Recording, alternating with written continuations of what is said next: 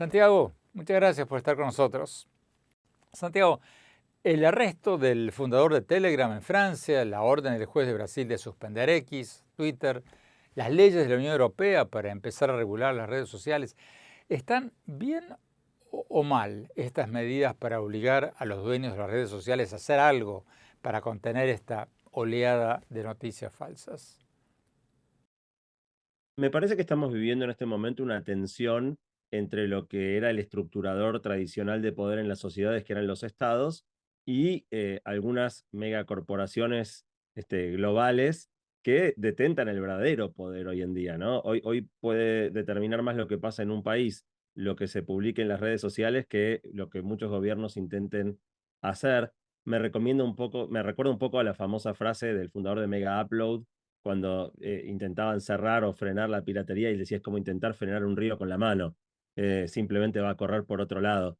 Y esto me parece que pasa algo muy parecido, incluso es llamativo en lo de Brasil el tener que incluir la aclaración de penalizar el uso de VPNs, porque claramente las personas tienen hoy herramientas para correr, para que el río corra por otro lado. A la vez, es importante tener en cuenta que hay un riesgo en muchas de las cosas que se están haciendo, tanto en lo que tiene que ver con el uso de redes sociales como de inteligencia artificial, que vamos a hablar en unos momentos. Quizás el conflicto más grande tiene que ver con el hecho de que el modelo de negocio de muchas compañías hoy tiene que ver con monetizar la atención de los usuarios y por lo tanto diseñan o distribuyen contenido de manera algorítmica que nos lleva a pasar mucho más tiempo utilizando plataformas quizá de lo que desearíamos o sería saludable. Bueno, pero ¿acaso no hay una relación entre ambas cosas que mencionas? Porque las compañías tecnológicas viven del tiempo que pasamos frente a la pantalla. Eso es lo que venden a los avisadores. Le venden a los avisadores que Santiago se pasa 4 horas por día mirando mi red social, por lo tanto acá te vendo un aviso. Pero al mismo tiempo sabemos que las noticias falsas generan muchos más clics que las verdaderas porque son más sensacionalistas. Entonces, de alguna manera, las redes no están abusando de las noticias falsas y beneficiándose de las noticias falsas.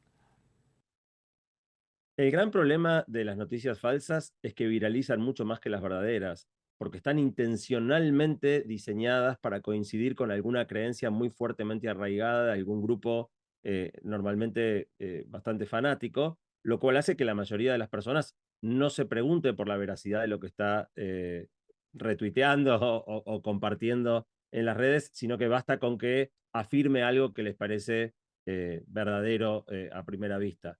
Eh, Ese es el mayor problema, que es que hoy existen gigantescas fábricas de noticias que están muy inteligentemente diseñadas para coincidir con este sesgo de confirmación que las personas tenemos y que distribuyamos. Digo, al final del día no es la red, somos las personas las que nos ocupamos de expandir y enseñarle al algoritmo cuáles son las noticias que tienen que proliferar infinitamente. Yo creo que lo más importante ahí, más que hacer responsable a la red que posibilita la circulación, es plantearnos como personas cuán importante es la verdad para nosotros y en qué medida tenemos que pensar 2 o 3 veces antes de hacer circular una noticia sin ninguna verificación de que sea cierta. Bueno, por ejemplo, tú dices en un posteo en tu Instagram que hay que tener cuidado con la gente que usa su prestigio social para hablar de cosas que no son de su especialidad. Explícanos eso, por favor. No, eso es educación, Andrés, y quizás es uno de los más grandes déficits que tenemos hoy. La educación todavía no incorporó cuáles son las habilidades clave que necesitamos para habitar este mundo digital. Entonces, si a mí me ponen un aviso de un gran actor hablando sobre actuación, bueno, su opinión es muy relevante para mí porque sabe mucho de ese tema. Si ese mismo actor o conductor de TV me está ofreciendo comprar una criptomoneda o hacer algún tipo de inversión, bueno, sería momento de desconfiar, porque no es que esa persona no sepa de su métier, pero está hablando de algo de lo que no sabe. Y muchas personas tienden a lo que le llaman el efecto halo, a que el hecho de que sea muy destacada en un cierto terreno le brinde autoridad ahí donde no la tiene. Y eso es lo que se pone peligroso. Básicamente, cuando se contrata una campaña de influencers, en general lo que se está buscando es explotar la reputación o la credibilidad de una persona en un cierto terreno para llevarla a un lugar donde esa credibilidad no tendría que ser tal. Pero muchas personas, simplemente porque la persona es famosa o capaz en un terreno distinto, sigue sus recomendaciones. Entonces, si te entendí bien, habría que enseñar a la gente desde la escuela cómo evaluar la información que recibe. Completamente. Mi libro anterior, Guía para sobrevivir al presente, era precisamente sobre esto, que es cómo hacemos como habitantes de este mundo digital, muchos de nosotros formados incluso en épocas analógicas para poder circular sin estar constantemente cayendo en trampas. Una trampa puede ser cuando digo, son las 11 de la noche, me estoy por ir a dormir, me tengo que levantar temprano, y digo, bueno, miro un capitulito de la serie. Y después son las 4 de la mañana, miré casi una temporada completa, ya no me queda tiempo para dormir. Eh, no es casualidad que a todos nos pase esto. Está diseñado para que nos suceda. Es parte del interés de quien diseña la plataforma y quien diseña el contenido. Vamos a prohibir que las series tengan cliffhangers. Y la verdad que no, tiene más que ver con la educación de las personas, de decir, ok, tengo que mirar un solo capítulo. Yo sé que hay una trampa al final de cada capítulo para que mire el siguiente. Tengo que tener la disciplina de decidir cuándo parar. O un truco que aplico mucho yo, que es mirar los capítulos de mitad a mitad. Yo no miro de principio a fin, porque sé que en el final hay una trampa donde es muy difícil parar. Yo miro desde la mitad y en el momento que siento que la tensión dramática decae un poco, que la serie me soltó, ¡pum!, ese es el momento para cortar. Santiago, ¿qué consejos básicos le dirías a la gente para protegerse contra las noticias falsas? Eh, Escepticismo, lo mismo, digo, para mí la primera cuestión básica es pensamiento crítico. Una noticia no tiene que ser divulgada simplemente porque coincide con una certeza o cuasi certeza muy fuerte tuya, sino en base a la verificación de que sea verdadera o no. Entiendo que verificar cada cosa que uno comparte es imposible. Si no tienes el tiempo de verificarla, no la compartas. Hace poco tuvimos en nuestro programa a Jonathan Haidt, el autor de este bestseller La generación ansiosa, un bestseller en Estados Unidos que propone prohibirles a los niños menores de 14 años el uso de celulares inteligentes y a los jóvenes de menos de 16 años el acceso a las redes sociales. ¿Te parecen bien estas propuestas? La Sociedad Americana de Pediatría tiene lineamientos muy claros. La prohibición total, absoluta, tajante, es para menores de 2 años. Los menores de 2 años no tendrían que tener ningún tipo de contacto con aparatos digitales, cosa que no se cumple en lo más mínimo, ¿no? O sea, en este momento casi 50% de los chicos utilizan algún tipo de dispositivo digital antes de la edad de caminar, o sea, antes del año de vida. No un dispositivo propio, pero acceden a dispositivos de la madre o del padre o de otros adultos a cargo. Esto es un desastre. Esto es un desastre, Andrés, porque los seres humanos nacemos completamente prematuros, aun cuando el parto se produzca a término. Casi todos los animales, un caballo nace y minutos después está caminando. Al ser humano le toma un año caminar, porque en realidad lo que determina el momento del parto es que, digamos, el tamaño de la cabeza que tenemos para portar este cerebro que nos caracteriza pase por el canal de parto. Entonces necesitamos de un año donde todavía en realidad nos estamos gestando fuera de la panza. Eso no tiene que ser contaminado con el tipo de contenido, la distribución algorítmica que proponen hoy los dispositivos. En edades un poco más avanzadas, más que la prohibición total, para mí la clave es el acompañamiento adulto. El celular no tiene que ser una herramienta para sacarse a los niños de encima. Tiene que ser una herramienta espectacular de tiempo compartido, consumiendo contenido de calidad entre madres, padres y chicos, o adultos y niños. Pero por supuesto, la razón principal por la que tantos niños usan teléfonos celulares es que es muy conveniente para los adultos a cargo. Si yo ahora que estoy hablando contigo tuviera a mi cuidado a un nene de 1 año y medio, no podría hablar, no habría manera. Y si le doy un juguete para que se entretenga, los 2 minutos me interrumpe de nuevo, pero si le doy un celular, no solo vamos a poder hablar 1 hora sin ninguna interrupción, sino que cuando esta llamada termine y quiera quitarle el teléfono, no me lo va a querer entregar. Entonces, ¿cómo manejas eso? Entonces, digo, prohibición absoluta antes de los 2 años, eh, máximo 1 hora diaria entre los 2 y los 6 años con acompañamiento y supervisión adulta, y un uso gradual a partir de los 6 sin incluir redes sociales. En eso estoy completamente de acuerdo con Jonathan Haidt, que las redes sociales tienen un impacto tremendo sobre la autoestima, la ansiedad, la capacidad de concentración, pero creo que la clave es el acompañamiento adulto. Cuando vamos a dejar salir por primera vez a nuestros hijos solos a la calle, esto ocurre después de 12, 13, 14 años de caminar de nuestra mano. donde sin siquiera darnos cuenta le estamos enseñando muchísimo acerca de cómo moverse en el espacio público. Pero aún así, cuando salen por primera vez, muchas veces los acompañamos algunos metros atrás, observamos cómo se comportan. Hoy dejamos salir a los chicos a Internet sin ninguna enseñanza y sin ningún acompañamiento, y eso es lo que hay que cambiar. La educación digital de los niños tiene que estar a cargo de los padres y de las escuelas. De nuevo volvemos al tema educativo, que es que hoy las escuelas no te enseñan, por ejemplo, cómo funciona el algoritmo de TikTok y por qué induce esos efectos tan adictivos. Tenemos que ir a un corte. Cuando volvamos, vamos a preguntarle a Santiago Bilinkis cuáles son los 3 principales consejos que él nos daría para sacarle más jugo a las plataformas de inteligencia artificial como ChatGPT o Gemini. No se vayan, ya volvemos.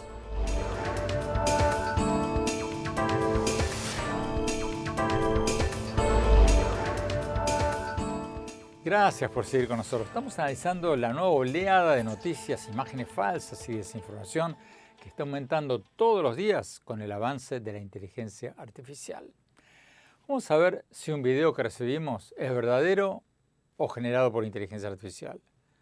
Como decíamos en el bloque anterior, cada vez más países están tomando cartas en el asunto.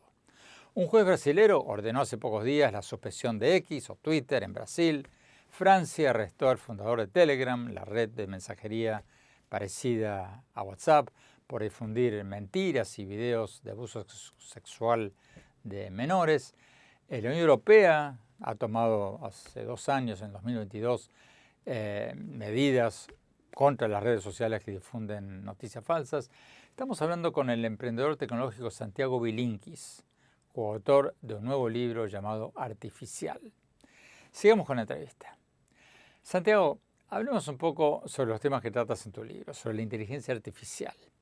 Ahí tú das consejos muy prácticos sobre cómo sacarle más el jugo a estas nuevas plataformas de inteligencia artificial como ChatGPT o Gemini o Perplexity.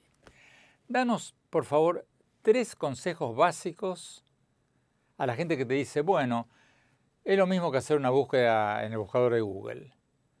¿Qué consejos le darías a la gente sobre cómo usar mejor la inteligencia artificial?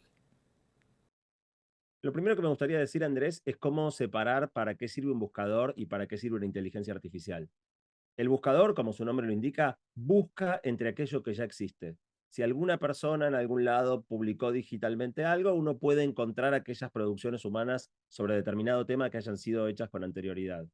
Lo fascinante de la inteligencia artificial es que no busca entre lo que ya existe, crea cosas nuevas. Entonces, si ningún ser humano escribió una especulación respecto, no sé, de por qué cómo puede haber la Gioconda influenciado el movimiento surrealista del principio del siglo XX. Si no hay nada escrito sobre eso, la IA va a hacer una producción que de alguna manera eche luz o permita pensar acerca de cosas que nadie había pensado antes.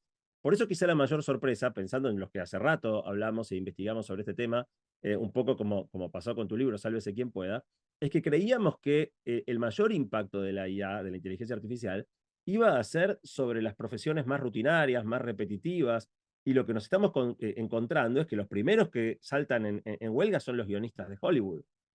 Hay pocas profesiones tan creativas como escribir el guión de una película. Esto es a la vez preocupante y fascinante, porque el golpe llegó por el lado que menos lo esperábamos. Están hoy mucho más seguros en su empleo los plomeros o los electricistas que los managers o los guionistas. Yendo ahora al uso concreto, te voy a dar tres cosas. La primera, que es muy importante, es poner en contexto a ChatGPT o a cualquiera de estos modelos de lenguaje respecto de a quién le estás preguntando. No preguntarle al modelo general, sino, por ejemplo, quiero que me respondas como si fueras un gran experto en marketing de la Universidad de Harvard. Esto lo que hace es indicarle al modelo de lenguaje, a ChatGPT, que se olvide 99% de lo que sabe y se quede únicamente con el conocimiento que es extremadamente pertinente a la pregunta que quiero plantear en ese momento. Eso es lo que se llama un prompt. Decirle a la plataforma, actúa como si fueras tal cosa y respóndeme en tu calidad de tal cosa. Sí, el prompt es lo que uno le da, digamos. La inteligencia artificial no hace nada hasta que uno no le habla.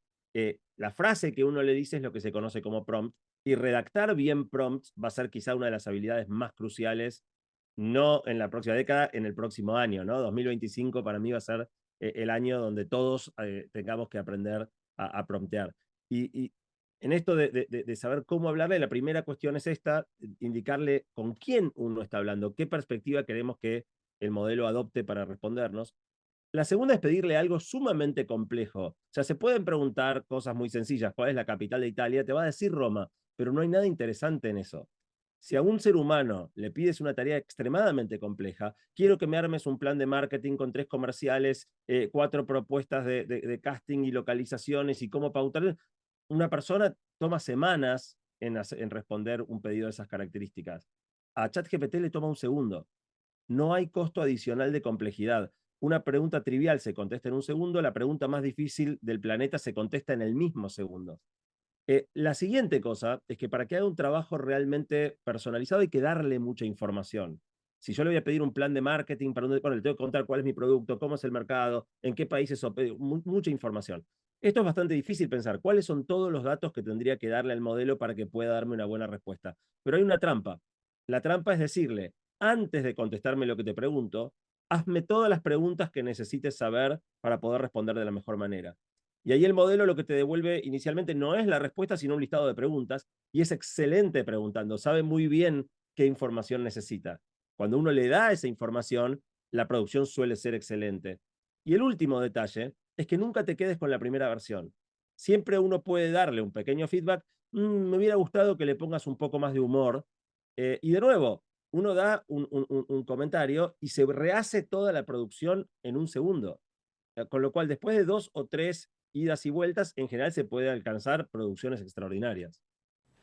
Tenemos que ir a un corte. Cuando volvamos, seguimos hablando con Santiago Bilinkis, el empresario tecnológico y coautor de este nuevo libro sobre la inteligencia artificial. No te vayas, ya volvemos.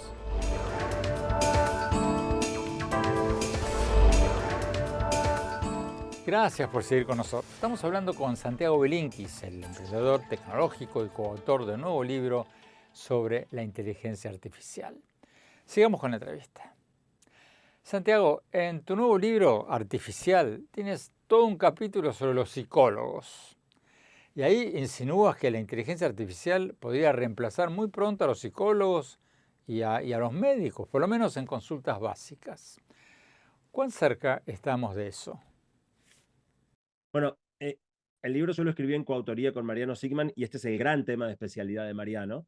Creo que ya estamos empezando a verlo. La única barrera importante que queda hoy en sistemas como ChatGPT es que si vos entras a tu Instagram y yo entro al mío, son totalmente diferentes y diferentes de una manera muy pertinente a las preferencias de cada uno. Pero si hoy entras a ChatGPT, el tuyo y el mío es prácticamente igual. Eso va a cambiar y va a cambiar muy pronto. O sea, cuando empiece a aprender de todas nuestras conversaciones, ya tiene una funcionalidad de memoria hoy que todavía no funciona demasiado bien. Pero pronto nadie va a saber de tus problemáticas, de tus intereses, como tu inteligencia artificial. Y se va a convertir en un consultor, en un amigo, en un acompañante casi obligado. Ningún otro amigo, pareja, va a saber tanto de cómo aconsejarte como una IA. De ahí a que pueda adoptar un rol más allá de un consejero o un amigo, a pasar a hacer una terapia, hay un paso muy pequeño. De nuevo, creo que 2025 va a ser el año donde empecemos a ver aplicaciones de terapia y mucha gente que empiece no todo el mundo va a preferir una IA como interlocutor respecto de un terapeuta humano, pero creo que muchas personas sí.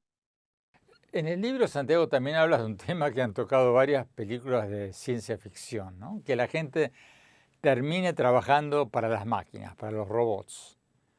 Tú tienes un subtítulo ahí llamado La servidumbre voluntaria. Explícanos, por favor, ¿qué quisiste decir con eso? Sí, en definitiva, casi, digamos, las servidumbres, el sometimiento a lo largo de la historia de la humanidad, muy pocas veces se logró a través de la violencia. La violencia genera resistencia. Casi todas las instancias de sometimiento son por algún tipo de ardid o de engaño. Y lo que planteábamos con Mariano ahí es que en general cuando uno ve las películas de cine, se enfatiza, digo, siempre es el robot que viene con una ametralladora a perseguir a los humanos. Y en realidad lo más probable, si logramos máquinas más inteligentes que nosotros, es que no utilicen la violencia. Si nosotros queremos engañar a un animal incluso un animal muy inteligente como puede ser un chimpancé, es trivial para nosotros atraparlo, no necesitamos agarrarlo a tiros. Entonces, si pensamos cómo nos manejamos nosotros con especies menos inteligentes, que es en general, digo, los cocodrilos tendrían que hacer carteras de humanos, ¿no? Al revés, si uno mira el poderío físico de uno u otro, y sin embargo, contra la inteligencia humana, ninguna otra criatura tiene chance. Si hacemos realmente una máquina mucho más inteligente que nosotros, tenemos que pensar no en Terminator, sino en un estado de sometimiento más parecido a un mundo feliz que a lo que ha siempre retratado la ciencia ficción. ¿Cuán cerca crees, Santiago, que estamos del peligro de que la inteligencia artificial sobrepase a la inteligencia humana y que eso ponga en peligro a la humanidad? O sea, ¿qué pasa si la inteligencia artificial decide que para solucionar tal problema es necesario, no sé, arrasar con la ciudad de Nueva York o matar X número de seres humanos en tal otra parte? ¿Te parece exagerada esa idea, ese temor o no? No, no me parece para nada exagerado. En el libro con Mariano hacemos bastante analogía con lo que fue el surgimiento de la tecnología nuclear, ¿no? La, la construcción de la bomba atómica. La bomba atómica tenía un aspecto tal vez un poco más sencillo que la inteligencia artificial, que es que controlando quién podía enriquecer uranio o, digamos, o conseguir los materiales necesarios para su construcción, eh, la distribución de quienes podían tener bombas atómicas estuvo bastante controlada, sigue dentro de todo controlada hasta el día de hoy. La inteligencia artificial es mucho más pervasiva, mucho más esquiva, existen modelos de código abierto, tiene eventualmente o tendrá la posibilidad de realizarse cambios a sí misma, puede tener sentido de agencia, puede adoptar o tener una intención. Todas cosas que la bomba atómica no tenía. La bomba atómica requería de un humano que tome la decisión de arrojarla y detonarla. Así que sí creo que no es menor el peligro que la humanidad enfrenta con esto. Y quizás lo que más me preocupa es que justo esto nos toma en un momento de enorme duelo por el liderazgo geopolítico del planeta, ¿no? Donde dos grandes bloques se disputan el liderazgo, un poco como pasaba en el momento de la Segunda Guerra Mundial, pero ahora el que llegue primero creo que va a tener un fuerte incentivo. O sea, el riesgo más grande que yo veo no es la inteligencia artificial atacando a los humanos, sino antes que ese momento llegue, humanos usando inteligencia artificial para imponerse sobre otros. Finalmente, Santiago, ¿cuál de los dos bloques tiene a la delantera hoy en inteligencia artificial? En este momento parecería ser Estados Unidos como baluarte de Occidente, en principio porque la fabricación de chips, que son digo, los famosos de Nvidia, esta compañía que por algún momento llegó a ser la más valiosa del planeta recientemente, Estados Unidos está prohibiendo a Nvidia exportar los chips más avanzados a China. China está en este momento con el problema de que va a tener que desarrollar sus propios chips para correr sus modelos de inteligencia artificial porque Estados Unidos no le está dando acceso a los que Nvidia fabrica, que es el mayor proveedor del planeta en este momento. Pero a la vez, si uno evalúa por otra medida, por ejemplo, que es cuántas patentes sobre inteligencia artificial se presentan anualmente, China está lejos en la delantera. Así que creo que es un partido abierto. Digamos, no sabemos si para tener una inteligencia artificial general faltan 2 años, 5 o 20. Claramente no faltan 50 ni 100, digo, es algo que vamos a ver en nuestra vida. ¿Cuál de los dos va a llegar primero? El partido está, digamos, en los 10 minutos del primer tiempo. Santiago Brinkis, muchísimas gracias por tu tiempo. Fascinante todo lo que cuentas.